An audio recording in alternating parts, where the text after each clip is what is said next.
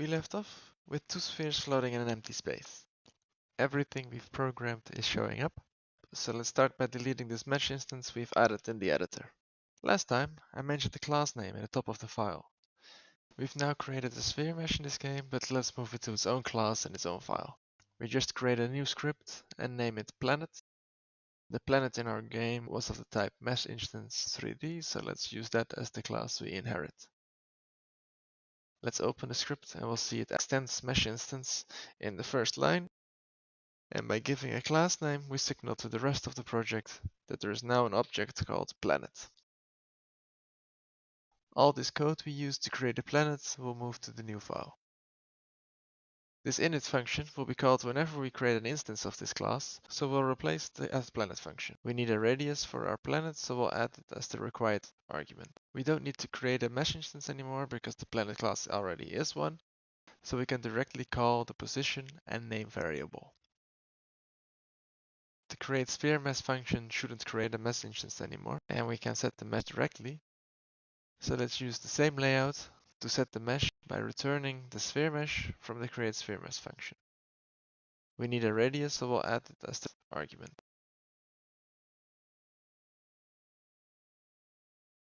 Let's switch back to our game class and create a planet using our planet class we just created by using the new keyword.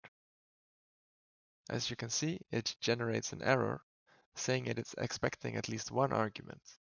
This is the argument we've added here in the init function of our planet class. So let's put in the radius of our planet. Every planet we create, however, would be at the 0 position and have the name planet. So let's move these over to the game class so we can set them for every unique instance. Let's call our important addChild function and add our planet. And when we press play, it'll show up just as previously. Now that the project is working with our new planet class, let's order our directory a bit so it won't get confusing in the future. I'll rename the game file with a capital G to keep it consistent with our planet, and let's create a game objects folder for all our files and a game folder where we'll put all our files with the name game.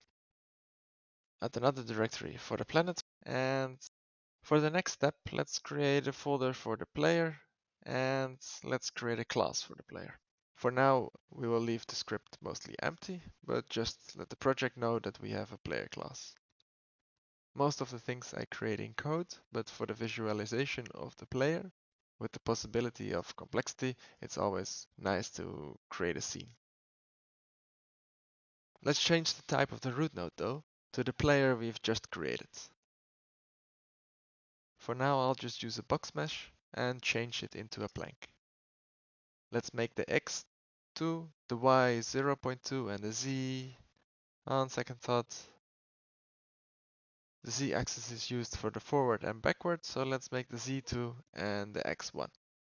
Now that we've created our player scene, let's first move our planet code to a function and connect the radius, position and name to arguments. Then we'll use the same function layout to create the player object. When creating the player, we can't use the same way as our planets because the player class doesn't do anything on its own, and we want to include the scene we've just created. And to do that, we'll use the preload function and add the path to our player scene.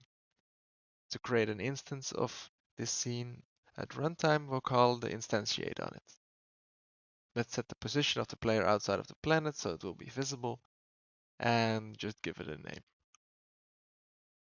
After adding it as a child of our game node and pressing play, we'll see it right where we expect it.